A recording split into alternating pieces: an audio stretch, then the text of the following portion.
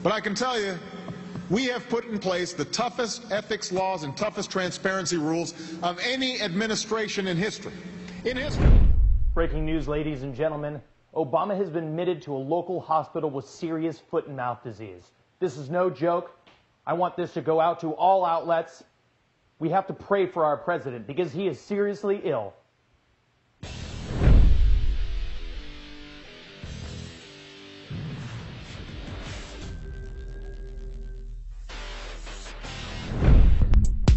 Welcome back to AMTV News. I'm your anchor, Topher Morrison. It's Tuesday, February 5th, 2013. Drone strikes on Americans is now deemed legal. NBC News obtained a leaked internal memo detailing the Obama administration's justification for killing American citizens.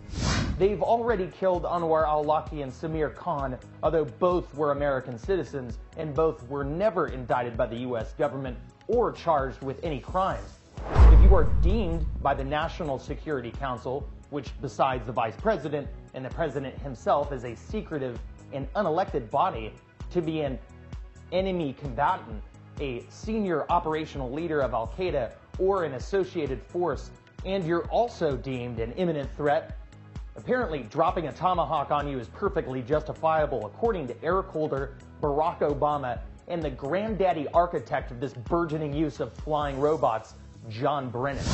The only problem is the white paper is elastic, vague, and expansive on the subject of what defines imminent, those activities deemed worthy of such action.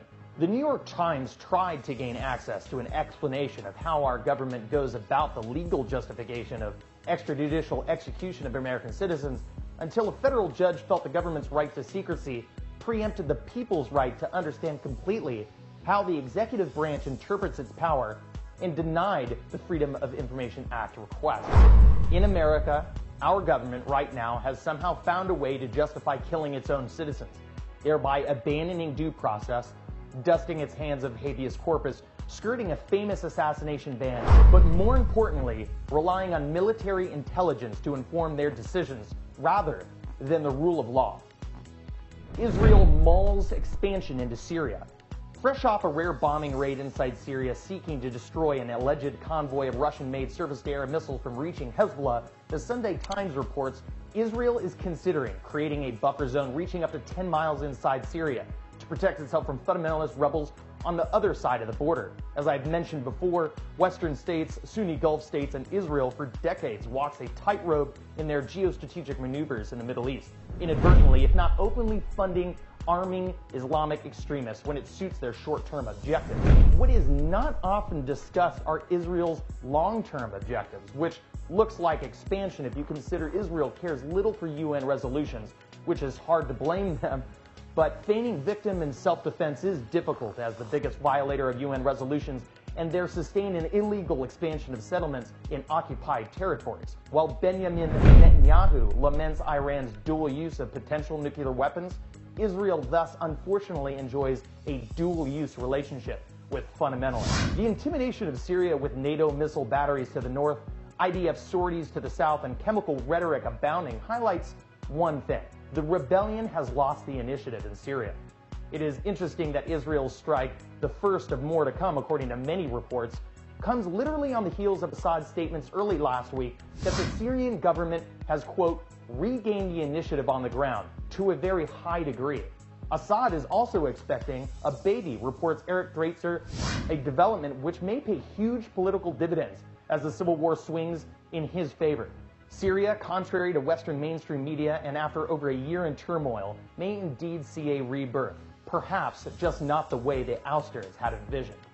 Karl the Cannibal. Political strategist Karl Rove, founder of the super PAC American Crossroads, has drawn a line in the sand. The GOP, ever since 2008, has been in a steel cage death match for the heart and soul of the Republican Party, and he wants to deal the death blow. The Tea Party, originally amorphous, autonomous, and spontaneous, has waned in power. As often occurs, these organic and passionate movements are absorbed into the established hierarchy. New energies are co-opted to secure old objectives. What is left over or doesn't fade away or can't be controlled is unfortunately attacked. Rove calls his new little baby the Conservative Victory Project.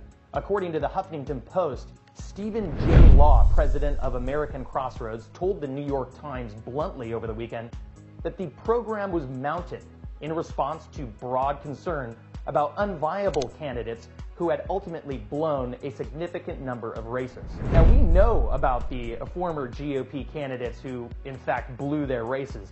But what about Mitt Romney? He wasn't viable until summer, and even then, half of his party didn't want anything to do with him. Karl Rove is a tactician, not an ideologue. All he wants to do is win. I understand the philosophy. If a party doesn't have the bodies, they don't set the agenda. But if you don't have the right ideas, your agenda, although implemented, won't ever be effective. What Karl Rove is trying to do is tell the people through gobs of shadow money who is viable and who is not, and in so doing is cannibalizing his base. This is the kind of top-down elitist philosophy that will consign conservatives and the GOP to the political wilderness indefinitely. I'm going to tell you right now what Jesse Jackson needs to focus on. Jesse Jackson over the weekend pleaded for Obama to return to Chicago and address gun control after 15-year-old Haida Pendleton, who performed at his inauguration, was shot and killed in an unprovoked and thus far inexplicable attack. Unlike the deaths of other children so widely covered in the mainstream media, this would have been forgotten and buried, like so many other deaths of its kind. Some might think little white kids being massacred in record numbers is the headline, and that's part of it. But the scary weaponry and drug-crazed villains laden with gear really makes the story. The homicides typical of gun violence aren't blockbuster material.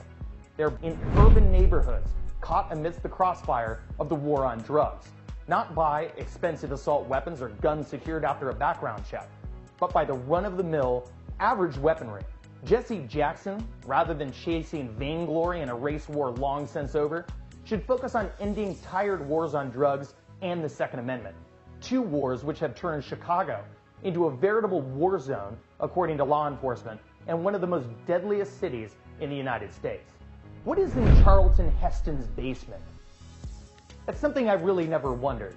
But what do you get when you add a couple $100 million of spending cash, a federal firearms license to own automatic and crew-served weapons, a construction contractor with tight lips, and over 40 years of gun collecting? Well, I'll show you. It's gnarly.